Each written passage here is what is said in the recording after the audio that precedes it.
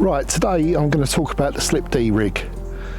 There's been such an interest around that rig that every time I put a picture up or it's featured in a video of mine, there's been so many questions and inquiries about basically how I tie the rig, how well it works, the items I need. This time I'm going to go through all the items you need to tie up the Slip D rig, the process in which it's tied, and the end result. To start with, I'll show you a picture of all the items you need.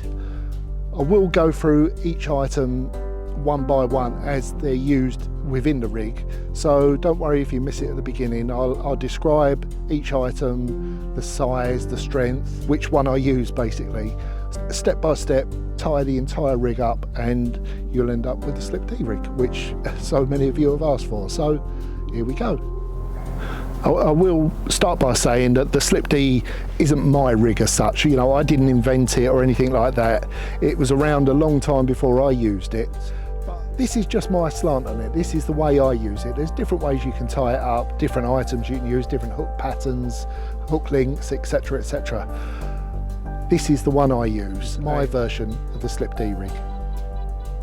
My chosen hook length for the rig mostly is 25 skin link, but the stiff version of it. You can use several patterns of hooks, but I mainly use the Nash Twister long shank. Size 5, I mean, I've used 6s, 4s, but 5 is sort of in the middle. It's a nice balance, and for the most part, that's the size of hook I use. It's a little rig ring swivel that goes on the D section of the rig. And I've been asked about the size of that, and it doesn't actually come with a size. It's just literally hook ring swivel. A tungsten hook kicker. It's just basically a little rubber section that slips over the eye, just covers the knot nicely. It tidies everything up.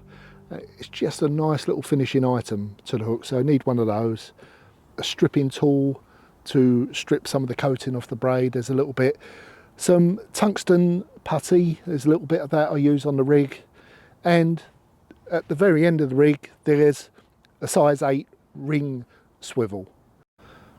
So that's all the items you need. Let's start tying the rig. So first item is the hook length material, which is 25 skin link. Now what you will notice with this, it is very stiff and springy, but don't worry about that at this stage, because you can take all of that springiness out of it and twistiness very simply, but there's no need to do any of that just yet.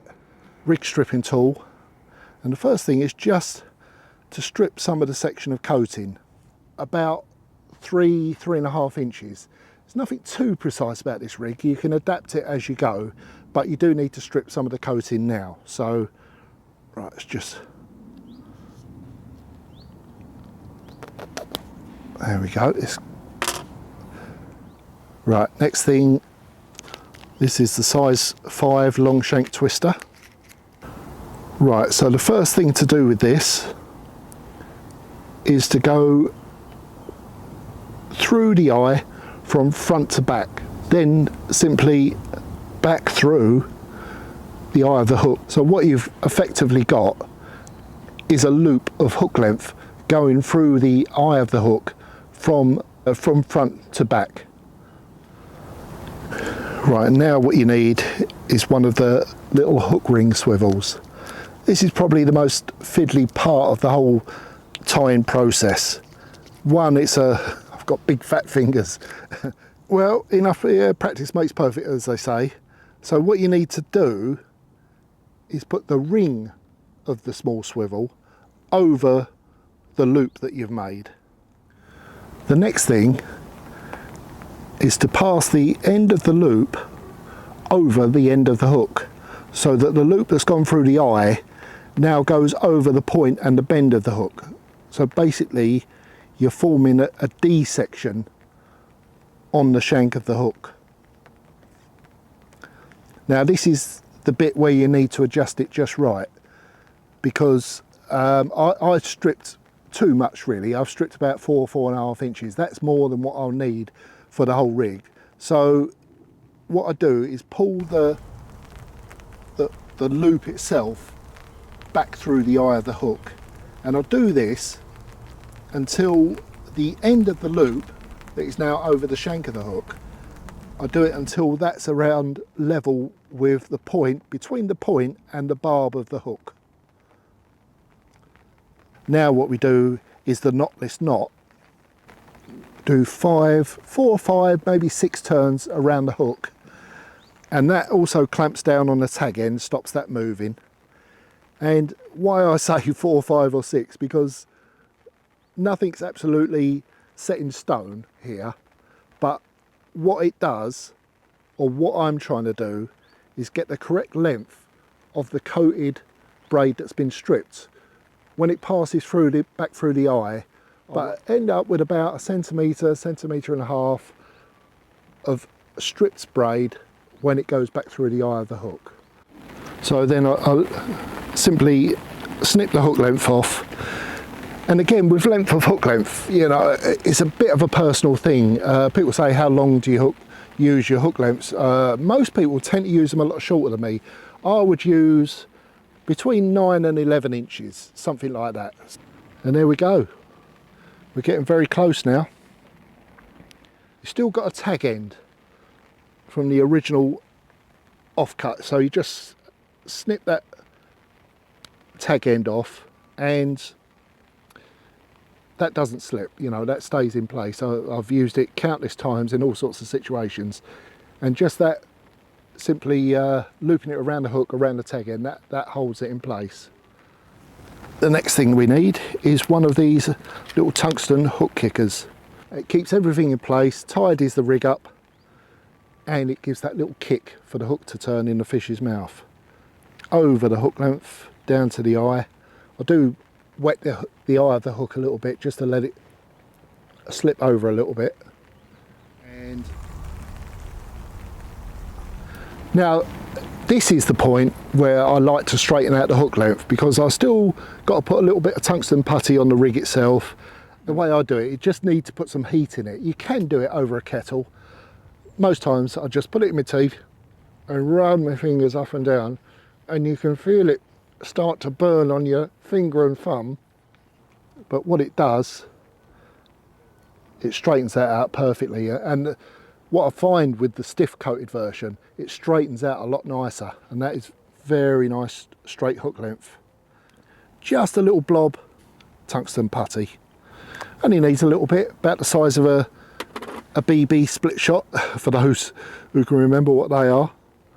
And that just goes simply over the coated hook length just before the part where it's stripped. So it goes on the coated section but close to where it's stripped. It just helps lay that hook length itself down on the bottom. It also adds a little bit of weight to the eye of the hook, which I always feel helps when the fish is sucking up the bait. The hook goes up and the eye is slightly weighted down at the front. So a size 8 uni ring swivel, and I attach the hook length to the ring itself. I don't like the idea of that springiness in the hook length if it's fixed, you know. But with that ring, it's just got so much more play in it, and well, I just like it like that. So we need a hair, whatever you like to use. I'm just using normal hair braid here. Right, this is another one of the little fiddly bits, because what you want is a hair long enough for the bait you're intending to use. Now, what I like to use mostly with this rig is a snowman setup. I use that a lot and it's been very good for me. I'm going to be using a 20mm bottom bait and a 15mm pop-up.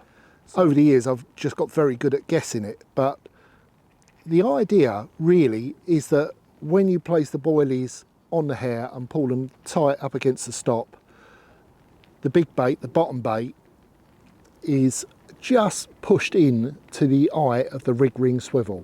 Now, there's times when there's a little bit of play, the hair's perhaps a little bit too long. This is what I do, do you know what I mean? I don't always get it precise. And it doesn't matter, I'll get it within a few millimetres. Sometimes it's too far on to the swivel, sometimes there's a little gap with a bit of hair braid showing.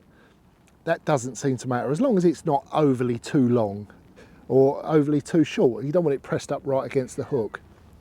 The other thing as well is that when the baits are immersed in the water, the longer you leave them in there, they take on water and swell up, so that changes the size and shape of them on the hair as well. So nothing in this world is precise, so I basically gauge it so that when the baits, 2 baits are on there, it will be just over the end of that little rig ring swivel. Ideally, if I want to get it more precise, I actually tie it up a little bit short so that when I pull the hair through the baits, they go right down on the swivel, and when I put the stop in, I can actually pull the stop into the top bait until it's just right on the hair. That's the best way of getting it precise. Actually tie it up a little bit short, and then you can pull the baits so that the hair stop is being pulled into the top bait, and then you can just pull it until it's exactly right. So the hair's tied and it's roughly about right. So here we go. There's a 20mm Old Faithful Scopex squid. We've got a 15mm yellow Scopex squid pop-up. There we go. Yeah, that is precisely, it's almost right actually. It's just a little bit short, so I am going to have to pull the baits down onto the swivel to get the hair stop in place. So yeah, now I've had to pull the baits right down over the swivel and they're wedged up against the bait. That ain't a problem because, right, so just place that in through the loop, pull down tight, virtually where I wanted it to be, just a little tiny pull, and there we are. It's actually pretty good, that. The way I've tied the D is so that when the baits are on the swivel there's just a little gap between the bend of the hook and the baits at the bottom, and there's so much play in that. And a few people have said to me about using the ring swivel on the hair itself, or on the D rather, at the start of the hair, and you know, is it overkill? Do you really need that swivel? And yeah, the answer is no, you don't need it 100%. You could use a ring or just a loop of hair off the D if you want. There's many different ways of doing it. But what I will say is that I'm certainly one for simplifying things. I like things to be as easy and as simple as possible. And I've tried all different ways of doing it. I've tried the loops, I've tried the single rings on the hair, and I did find that the best way was with the rig ring swivel on the D. The bait just acts better and the rig sits better and it works. That's the main thing. At the end of the day, it works. So that's why I use the swivel on the D. You know, it's an important part of it for me. I like it on there. I do land a hell of a lot of fish on this rig, and I've had rigs in the past which other people swear by and they haven't worked for me. Well, this one does. This one works really well for me. And whether it's UK, abroad, doesn't matter. Big lakes, small lakes, big fish, small fish, doesn't seem to matter. That rig and that setup works for me. So there we have it. That's my version of the slip D rig. As you can see, it's not particularly complicated to tie up in any shape or form, but if you don't fancy doing it yourself, Nash do a range of ready tied rigs, including a version of the slip D rig, so why not check that out next time you're down the tackle shop. So I just hope that you found this video helpful. See you next time.